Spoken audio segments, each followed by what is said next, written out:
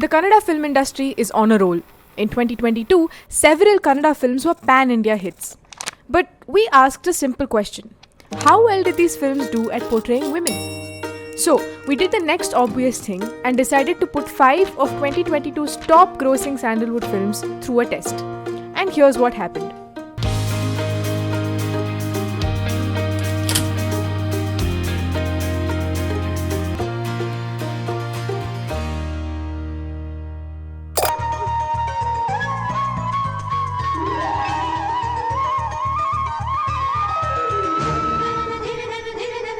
Does this character represent you?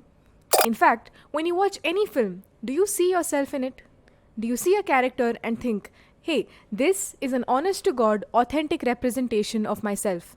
In 1985, two women, Alison Bechdel and Liz Wallace, realized that with most films, their response to these questions was no. But how would you objectively measure something like that? A film that represents women adequately and a film that doesn't. What is the line between them? That line is called the Bechdel-Wallace test. Alison Bechdel came up with this test in a comic strip named Dykes to Watch Out For. In order to pass this test, a film must satisfy 3 simple conditions. Number 1, it needs to have at least 2 female characters and both need to be named. Number 2, these characters need to speak to each other. And number 3, this conversation needs to be about anything besides a man. This Women's Day, we decided to put 5 of the Kannada industry's highest grossing films through the test. Number 1, KGF Chapter 2. This much-awaited sequel of KGF 1 continues the story of Rocky, the gangster who has taken over the Kolar goldfields after killing an unknowable number of people. So, where are the women? Here, I love you. here, and here. Although this film does have a strong female character, the Prime Minister of the country described this way. She was ruthless. She was unforgiving. She was a dictator. But ultimately, she has no power. With 4 named female characters who never meet and never talk, this film fails the Bechdel test. Number 2, Kantara. Kantara was a film that was nationally appreciated for its authentic portrayal of tribal culture and folklore. It tells the story of Shiva, a man who fiercely protects his land from any and all kinds of encroachment. It is a film about the struggle between tribal people who depend on the forest for a living and the sons of rich landlords who have come to reclaim their ancestral land. As for the Bechdel test, the film features 2 strong named female characters, Leela, Shiva's girlfriend, and Kamala, Shiva's mother.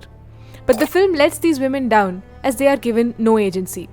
Also, their only conversation with each other is when they worry about Shiva having eaten nothing all day. That's right, the only thing connecting these two is Shiva. Number 3, James. Starring Karnataka's beloved son, Puneet Rajkumar, James is an action-packed thriller.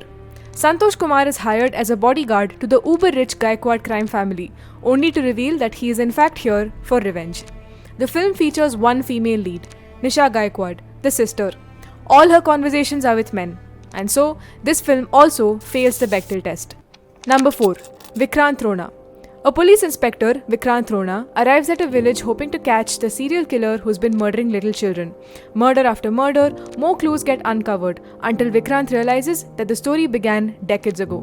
Now for the women. Only one woman gets significant screen space. The others are there in either a song or as background characters with little to contribute to the story.